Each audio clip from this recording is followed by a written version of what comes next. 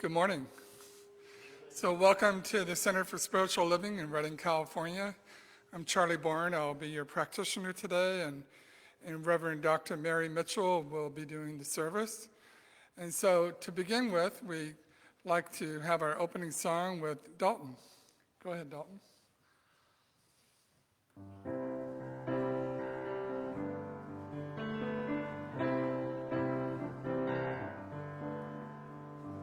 Sometimes it seems that all of your dreams are further away than they were yesterday. Your heart is filled with fear, your vision's unclear. You're trying to hang on, but it feels like hope is gone. This is when your soul is ready. Sweet surrender has its way. Just as soon as you let go, you'll hear the voice of Spirit say, welcome to your path of blessing. Sit right down and lend an ear. This is what your heart has longed for. Open your eyes, it's all right here. With true north to God and guide you, set your sights on a brand new place. And let the whispering winds of change lift you into a state of grace and carry you home.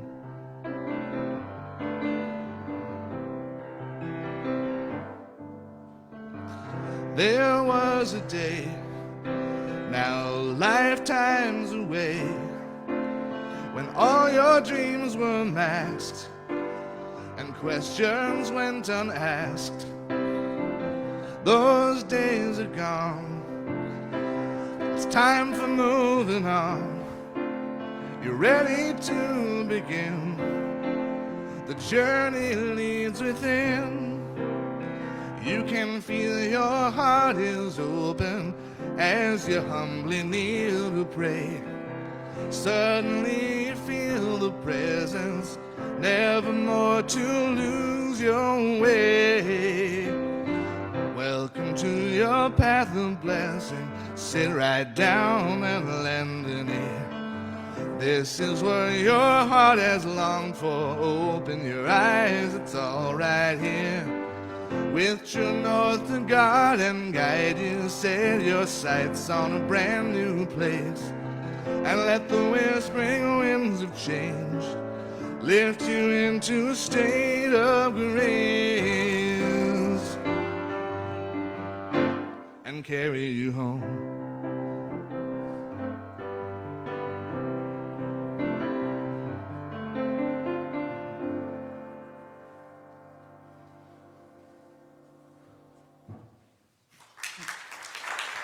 Thank you, Dalton. So I'd like to thank everyone who's come early and supporting the service. We have Lindy in the sound booth and the video booth now because we're Facebook Live. And then also we have Dalton and Judy for music, and we have Linda Mitchell on the board. So if you have any questions about the announcements, you can check in with Linda. And then, so we really appreciate you being here today, and we do want to let people know who are on Facebook Live who's here, to let them know we're in the sanctuary holding this space for them, and we're all together. So if you can stand up and just wave to the camera, Lindy will pan the audience. Hello.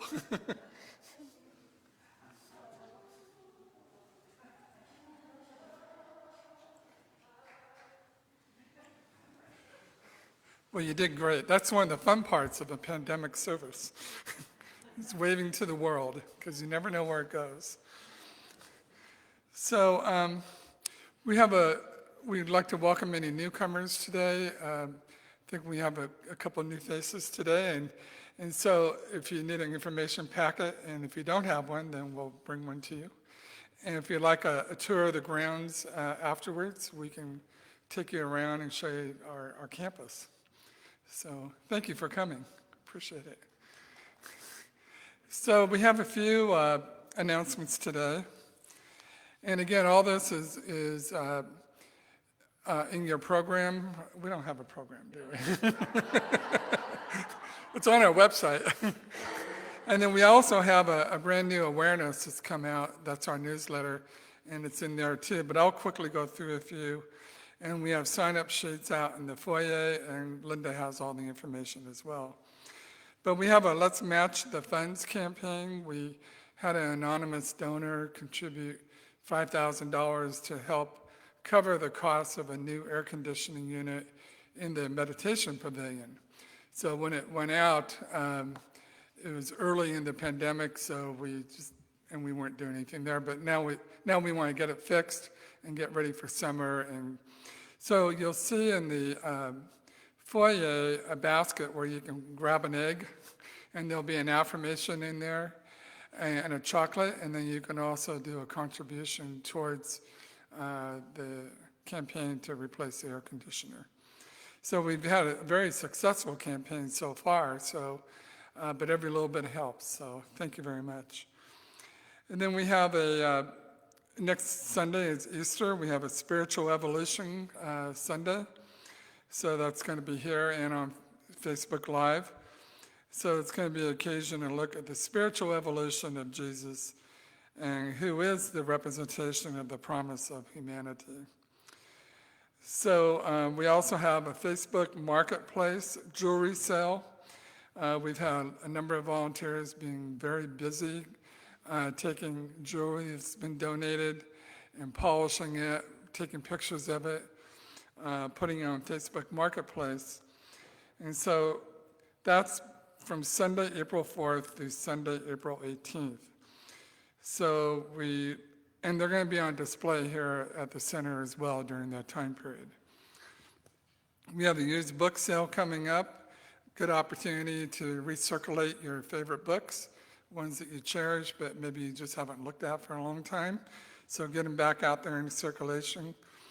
So if you start collecting them, you can drop them off at the center. We have plenty of time to prepare for the sale, which will be in you want to drop them off by mid-April, and the sale will be April 18th through Sunday, May 2nd. And you'll see tables all set up with all the used books and so forth. And then we have Finding Sacred Balance with Reverend Sue Miller-Bourne and Dr. Andrea Azevedo, who's going to be coming to Reading for an all-day workshop on Saturday, April 24th, 9 a.m. to 4 p.m.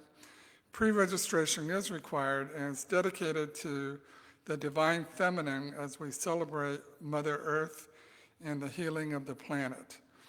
So it's a connection for renewal, and it's a chance for connection and renewal. So then Dr. Andrea will also be speaking the next Sunday, and also presenting a workshop in the afternoon from noon to 2 p.m. after the service. So if you're on Facebook Live and you watch the service, you have time to get to the center and attend the workshop afterwards.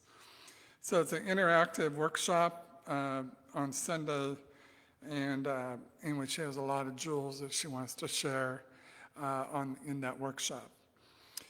So with that in mind, I do want to invite Craig Boyer up to do today's reading. And then following that will be the invitation of the bell, where I invite you to just allow the sound of the bell to go in deep within yourself and to reflect on that. And then I'll do a spiritual mind treatment, our form of affirmative prayer. And then we'll have Dr. Mary give her talk today.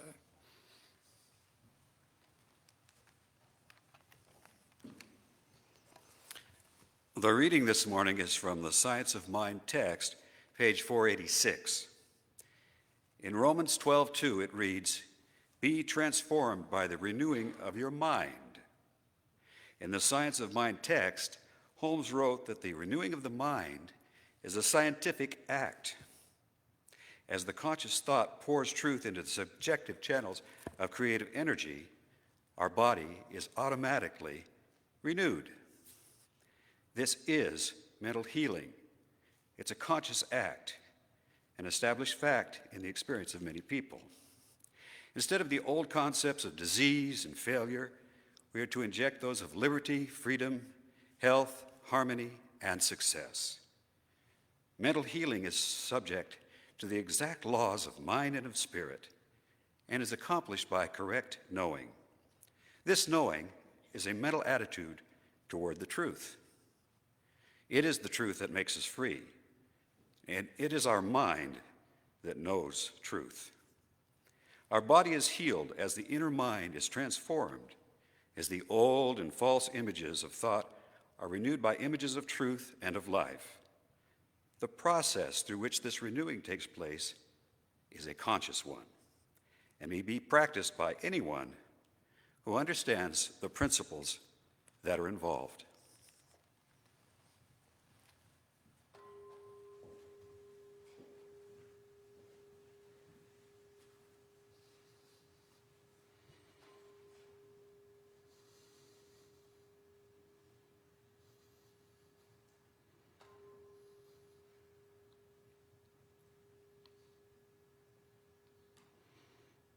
Please join with me as I acknowledge the beauty of this place, the beauty of this center, the beauty of the grounds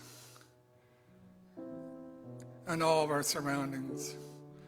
And as I recognize and affirm that there is just one love, one God, one Spirit, everywhere present, that it shows up individually as me in its own unique form, all the attributes of God, of Spirit. And it shows up in the center. It shows up in the many beautiful ways of community and of love and companionship as we celebrate our grounds in this place that we have built together. And so today I allow this gratitude to sink deep into my soul and to know that life is good and that I answer the call, the inner call to be more of who I am, that urge, that spiritual nudge, that urge to grow and to expand and to be loving and inclusive and to allow this world to be a place that works for all. So I accept my role in this and my contribution to the whole. And I do it with love and grace and ease. So giving thanks for today and for this service and for Reverend Dr. Mary and for her talk today, knowing that she is sharing her truth, her urge to share her knowledge and quest for knowledge. So giving thanks, I release this truth, this prayer into law, knowing full well it is so. And together we say, and so it is. Dr. Mary.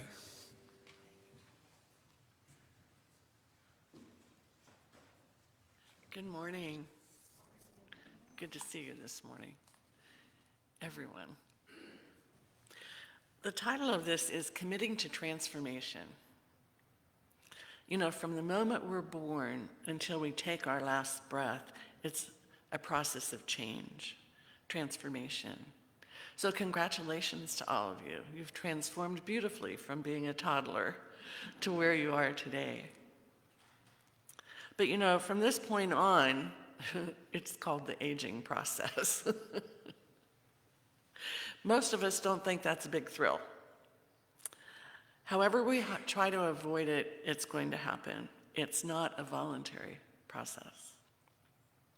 But voluntary transformation does happen. Sometimes a new thought just comes rushing in, maybe when we're just sitting looking at the sunrise or looking at flowers. Maybe a new thought just comes by and we think, aha, hadn't thought of that before. And it regenerates our enthusiasm for some aspect of life. And then perhaps we meet a new friend. Maybe we get offered a new job. Maybe we develop a new relationship. Or maybe for myself, upcoming retirement, a new aha, what am I going to do? So we're starting to realize when these thoughts come by and they get us excited that it's possible this new idea can grow into something really profound in our life. It can be exhilarating, but it can also be a little scary if it demands a lot of us, if it demands a lot of transformation. You know, it's happening in the present moment, and sometimes we're surprised by that because it's the first step of transformation. The aha, life can be richer, juicier, a lot more fun. Who knows what it is for you? Now here at the center, we see a lot of people come in and they get really excited like I did when I first came in. I started taking classes, and before I knew it, I was a practitioner and then a minister, and life kind of goes on. And it's so exciting to know how close we are to the source of our being. We choose to walk the spiritual path, and sometimes we are renewed in how we do that, how we stay closer, get closer to our relationship with God.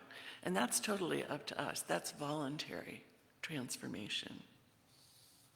You know, some people come in and they stay a while, and then they go, and they may come back, and we're always amazed at that. They get what they need, and then they move on with life. Well, Reverend Sue and Reverend Pam and myself have each been in this center, this philosophy, for over 30 years each. I was thinking of that, that's 90 years of experience. That's amazing, but you know what? We love it. We absolutely love it. I get a thrill every time I open our textbook, the Science of Mind textbook. I open it up, read something, and sometimes I could swear I've never read it before, or it touches me in a new way. Our practitioners in training are going, We have that experience almost every week. But I also love this sense of family here at the center. I love the growth I experience when I look in hindsight and see how far I've come again in a new year. I think about the past year, and I recognize I continue to personally transform. May not be huge. I don't change my hair color, don't change my eye color, but something in me is growing and growing. You know, before I came to California, I lived in Puget Sound up on the Olympic Peninsula. Occasionally, friends would call and say, "Hey, let us take you for a ride in our sailboat." I like the analogy of how you sail a sailboat to life. How in a sailboat, you can't just go from point A to point B. In fact, I don't like sailing at all. Because the boat is either leaning this way or leaning that way, and the sails are fluffing or going wherever they go.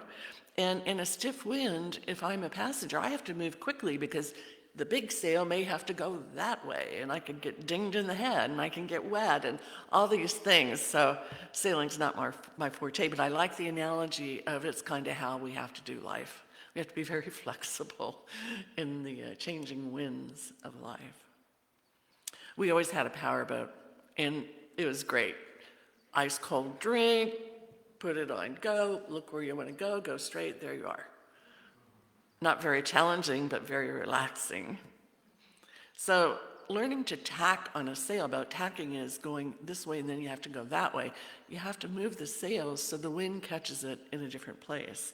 And it takes a lot of practice because when the wind changes quickly on a breezy day, we have to be ready. And that brings me to this past year. How have we sailed through this past year? Because what have we listened to? The winds that say, stop, mask, no mask, yes mask, go, stay home, go shopping. I mean, all these messages, it's like being on one of those sailboats sloshing through a windy day on the ocean. It's red, it's orange, it's purple. Oh no, it's back to red. Now we can come, no wait, you see what I mean? Congratulations, congratulations. Because this is it. We're in the middle of personal transformation. And not all of us are committed to it yet. We're still kind of fighting it. Still kind of fighting. I see that in holiday market. I go in with a mask and half the people in there don't have a mask because they think, nah, not going to do that. So there's this big quandary in everybody's life. How far am I going to go? How far am I going to comply? You know, the thing about transformation is sometimes we have to release things that no longer serve us, things that we're attached to. It may be emotional, it may be negative ideas, it may be positive ideas, it may be, well, I'll tell you for me, the hardest thing about this is Paul and I every year have gone on a cruise, a 7 to 15-day cruise in various parts of the world. I mean, great adventures. It's not happening. But then, without a cruise, we'd love to go to San Francisco, go to the wineries, go to the coast. It's not happening. And I really miss that. And something in me says, will it ever be normal again? And I'm reminded by Eckhart Tolle in his book, The Presence of Being in the Now. The more we resist a current situation, the worse it gets in our mind. The more we resist, because what we resist persists. So we want to be free again, we want to be safe again. And if we resist the present moment, it's not helping anything. The solution is just say, okay, that's how it is today. Orange today, red tomorrow. Okay, that's how it is today, and I adjust my day. Because we can find ourselves having this negative energy. What's going to be tomorrow? It's probably going to be worse. This negative level of energy, kind of like background noise that never gets happier. But I read something that will help. There's a company called the Beasley Media Group. They advise media outlets all over the country. And one of their managers, Bob McCurdy, he's very enthusiastic about the future. He says, we're almost back to game time. Oh, that just felt so uplifting. He said, we're starting to reopen, restrictions are easing. We're going to find a new normal. We don't know what it's going to look like, but he's very optimistic. He bets that by June and July, we're going to feel some sense of normalcy, and the rest of the year won't look as bad as the first few months of this year did. So I thank Bob for those wise words. He says, we're emerging from a metaphorical cocoon, and just as the butterfly emerges totally transformed, we will also emerge from this transformed. He says we've likely experienced every emotion we ever thought of having this past year. Those days when, how in the world can this be? It's never going to get better. Can't even visit my grandson, can't visit my relatives. And he calls it, we've been transformed by massive discontinuity. I love that. COVID, a massive discontinuity. At least he's called it. He continued, he said, one thing that could immediately assist us is some good old-fashioned, honest reflection. How bad have we really been hurt on this? Have we been breathing? Have we not ended up in the hospital? Have we been able to use FaceTime or some of these media things to stay in contact with people? He says, let's be honest. Let's look at this and see how well we fared through it. So how will you be approaching your life as the months roll out and things start to get better here in the country? In Shasta County, what have you learned about your life? What have you learned about your hobbies, your job, your profession? What have you learned about other people? That's honest reflection. How have we changed inside? How have we observed the world? He said it can only be understood by looking back, because then he said it's like a light shines and shows us the road ahead. Here's how we've adapted, and now, no matter what happens on the road ahead, we have a little light that is shining our way. This summer, I plan to offer another course called Writing as a Spiritual Practice. Not horseback riding, but writing as a spiritual practice, because it seems like an appropriate time to take that time to have introspection. How did we handle this? How did we show up this past year in life? Because it will illuminate the road ahead. Now, McCurdy calls this the singleness of decision. I had never heard that, but I like it. The singleness of decision. How we reflect, digest, and understand, and we see what needs to be done for our new normal. Our new normal. He says singleness of decision is making a decision to do, let's call it X. And we're committed to X in the next year. And then X is maybe a little hard, maybe a little challenging. So we start to slide into Y. And then we wait a minute, McCurdy said, I committed to X, I'm gonna get back on this path. And soon X becomes a habit. And it generates a breeze that, if you're on a sailboat, allows smooth sailing from here. Right now, my singleness of decision has 3 parts. As I come to retirement on the middle of the year, is knowing the right and perfect minister is going to come along for this center. But my first singleness of decision is helping my husband, who has to go through revision hip surgery. Didn't go right the first time, got to do it another time. And the second is to continue to teach classes and speak occasionally. And the third is to tend to my prison ministry. I have several prisoners that I correspond with who want to learn this philosophy. And it is so rewarding. I am just so amazed how quickly they use the principles as they learn them to make life easier for them in prison.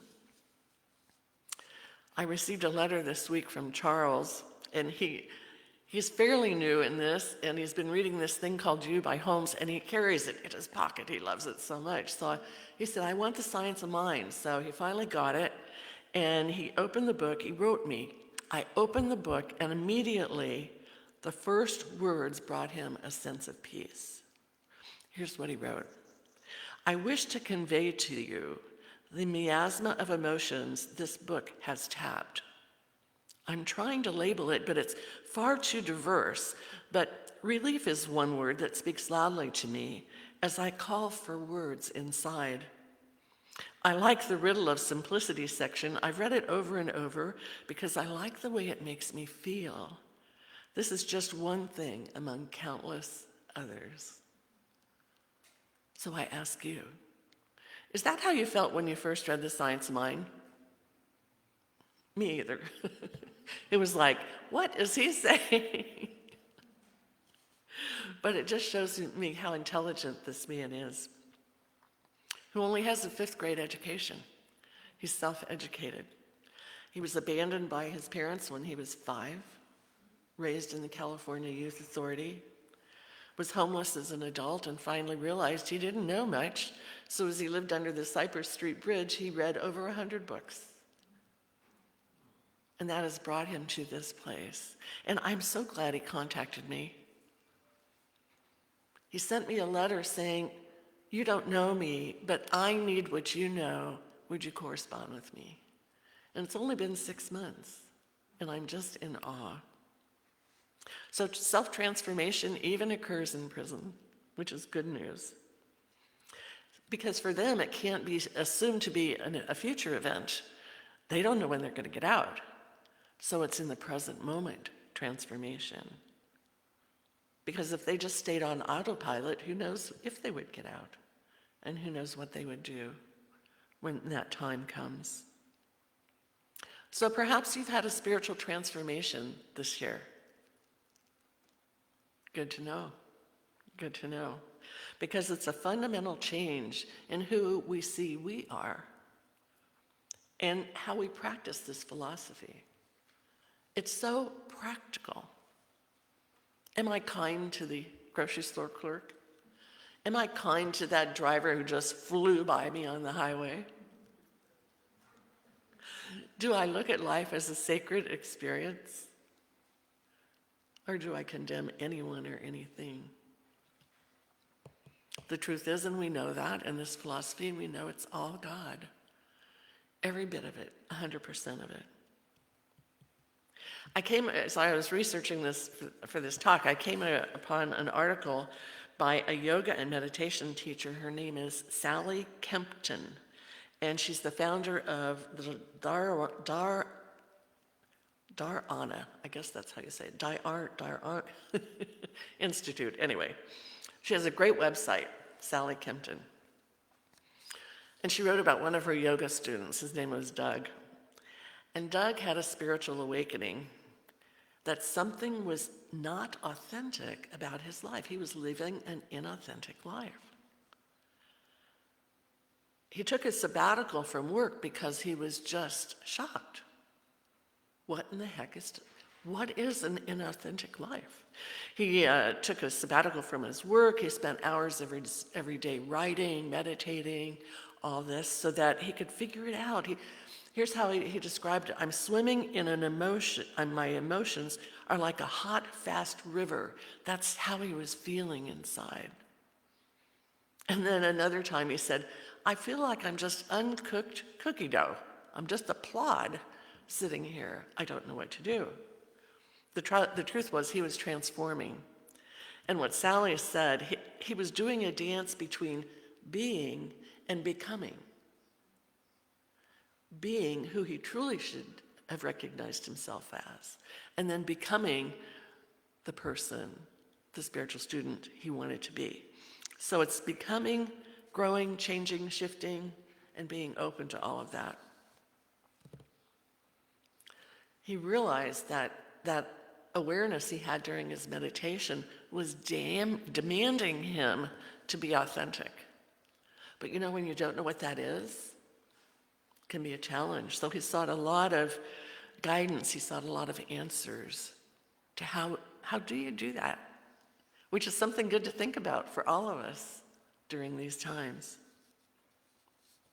What Sally wrote in this article is that returning to the source, returning to our God being is necessary in any times of transformation. And she said the best way to do this is through prayer. She said when she has prayed, she has had the most incredible transformations. So start with prayer. Here's how Dr. Holmes wrote about prayer. It's a movement of thought along a definite line of meditation for a specific purpose. It's essential to our conscious well-being, our conscious commingling of our thoughts with spirit. Prayer is its own answer and has stimulated millions of people to better lives. The essence of the power of prayer is faith and acceptance. And then grace rushes in. Can you feel that? Grace rushes in. And you can always tell when grace is rushing in because spontaneity happens. All of a sudden things happen. People call you that you didn't expect. You see someone you didn't know. There's a synchronicity happening in life. Grace in action. All of a sudden something you've been thinking about for years stimulates you to realize, oh, I could improve my thinking and improve my life. And you come here, maybe. It's just delightful. Because when we feel I can change, I'm supported by the grace of God, our world's never the same. Never the same. From my first day here, when I couldn't stop crying because I knew I was home, my world's never been the same. And for you that are new, I met my husband here, and we took ministerial training together. So good things were happening. And then he said, nah, I don't need to do that. You go ahead. Another transformation in our relationship. And so integrating spiritual change into our life is a progress of being aware of it, looking for insight, listening, meditating, pondering. because we can't control it sometimes. We have a beautiful tree out here that blossoms and has apples, but we can't control that tree. We can't control when the fruit ripens, like our inner fruit. It's a process. And when we ripen, and we can't force it to happen. You know, yoga is a great way to experience transformation. I know Reverend Sue knows this because it's a vortex for transformation. It's an energy vortex, and you never know how the journey's going to go, but you trust it. You're at peace with it. You love it. You feel it. You feel the energy in it. So Sally Kempton said, we're all in a dance between our insight and applying it in our life. We are beings, and we're also becomings. And after we get our sea legs on this path, as we do in a sailboat or a powerboat, we can realign the sails to the winds to get the best out of it. We can reach that new shore and just experience the newness of it all, knowing this process is totally inspired by God. So I'll end this with two readings. The first one is from page 218 of the Science of Mind text. Dr. Holmes wrote that our outlook on life must be transformed by the renewing of our mind. Even when the results are not immediately forthcoming, we must still maintain a calm serenity of thought. Calm serenity of thought. We must relight the torch of our imagination by the fire from heaven. Ooh, I can feel the heat. The fire from heaven. Because in the end, everyone must test their own soul. That is worth contemplation. And I don't know if you know, the book The Voice Celestial, Dr. Holmes and his brother, Fenwick Holmes, wrote this epic poem. The poem is the whole book. And it's between the fair, who is a journey person. He's on a journey, the fair, and it's you. It's every person. And then the presence is obviously God, Spirit. So here's part of The Voice Celestial. The fair asks the presence for light and wisdom. And here's what the presence says. There is one source from which all being flows, through all your veins with healing as it goes. As water turns to juices on the vine, and thence becomes the sacerdotal wine, so shall the body from the spirit sup, the blood of life within the cosmic cup. That which is real within your soul has power to meet your needs in your highest hour. You feel the presence. Strengthened by this hand, you dare stand forth and give your stern command.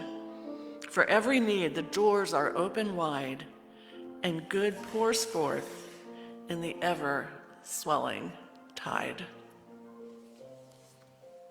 And so it is. Thank you.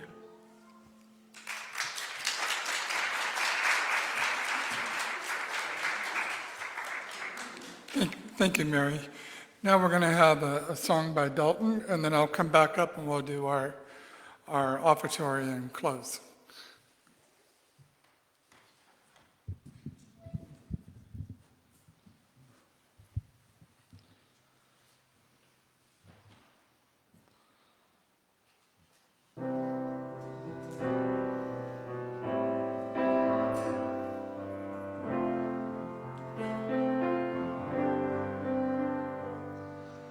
In a presence great and mighty, in a light that shines divinely, in a life that lives completely, in a joy that smiles serenely, in a peace that flows so deeply, in a calm untroubled, happy, in a love that gives so freely. Oh,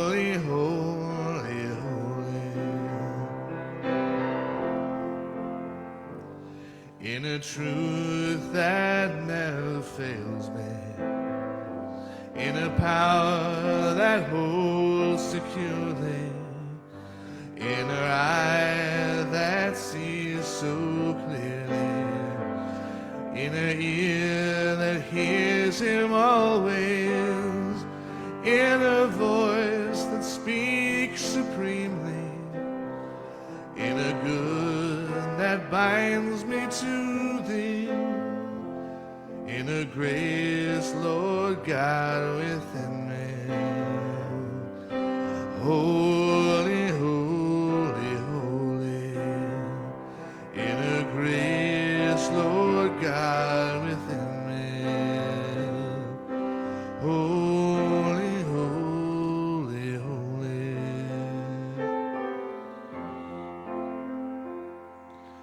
Holy, holy, holy.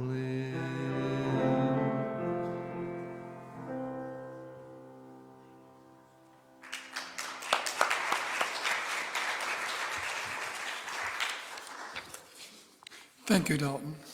That was wonderful. And also thank you, Judy, for the support on the piano. And, we're really blessed to have Dalton and Judy be here throughout the entire pandemic. When we were closed, even to the sanctuary, they still came and played and supported our music, during where we were only on Facebook Live. So really appreciate that commitment. Thank you.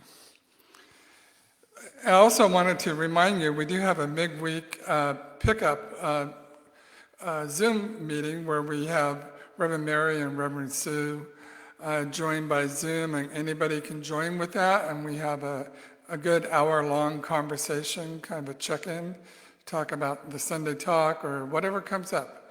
So if you want that information, you can check with Linda in the back, and we can get you the Zoom link for that.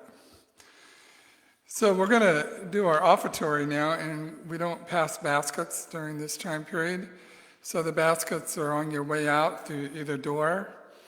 And we do appreciate every ounce of support that you can have for this center. We amazingly pulled through in a very prosperous way through the pandemic. And so we're grateful for everyone's commitment to the contributions and their pledge. And then for those on Facebook Live, you can check out our website. There's ways to donate that way or to just mail a check or a donation. So it is greatly appreciated, but we do have an affirmation that I'd like to where is that affirmation? It is. Here we go. So you can repeat after me. Gratefully I give with an attitude of abundance, for I know as I receive, I do receive. I read it wrong. So as I know I give, I do receive. So we're just going to punctuate it with, and so it is. Like I'm on Saturday Night Live. Anyway. So we're going to close our service today, and thank you all for coming. We're going to have an affirmation, another affirmation for closing. I'm about ready to read your talk, Mary.